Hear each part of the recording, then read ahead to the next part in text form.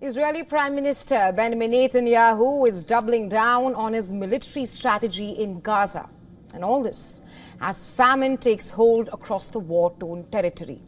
Netanyahu has rejected calls for a ceasefire and made it clear that hostages held by Hamas will be freed only through force and not through negotiation. According to Israeli media, he now pushes for what he calls a final and decisive military campaign, military victory in Gaza. We are in the midst of an intense war in which we have achieved very significant historic accomplishments because we were not divided, because we stood together and fought together. We must continue to stand together and fight together in order to achieve all the war's objectives.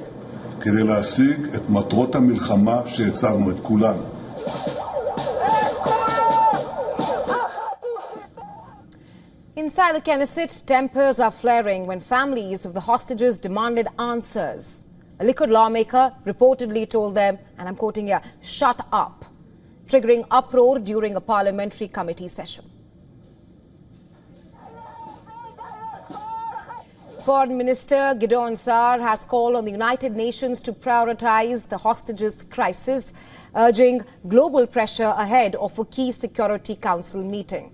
While Israel signals more military escalation, Hamas has issued a conditional offer.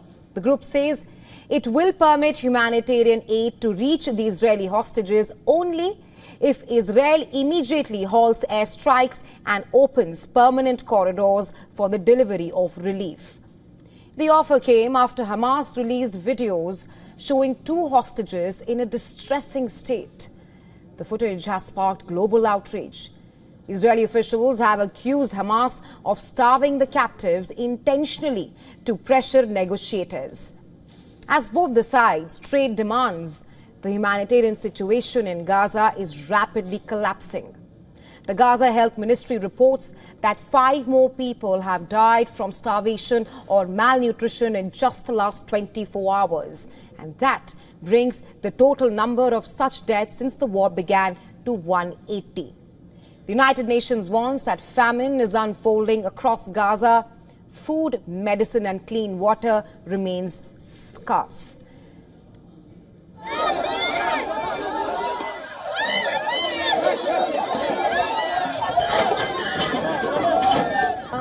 We have had enough. We go to sleep with tears in our eyes, with our sorrow, with illness. We cannot find treatment. We cannot find food. We cannot find drinks. We go to sleep scared, anxious, and worn down. We cannot find a tent to stay in or a house. They didn't leave us a house or children. Everything we get, we have to pay for it with our children. Why? What have we done? We have rights, like other countries, to live. In northern Gaza, desperate civilians could be seen gathering near the Zikim crossing, waiting for basic supplies that may never arrive. In Jerusalem, Israelis staged demonstrations against the government, calling for an end to the Gaza war.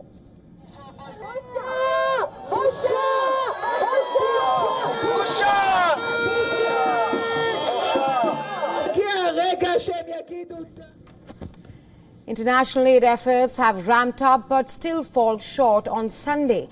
Military aircraft from Jordan, France, Germany, Belgium and the UAE dropped over 60 tons of humanitarian aid over Gaza. Despite all these deliveries, most of the population remain cut off from food and medical assistance. With no ceasefire in sight, and as Netanyahu talks military victory and Hamas sets new conditions, Gazans continue to face the consequences, day after day, without food, safety or relief.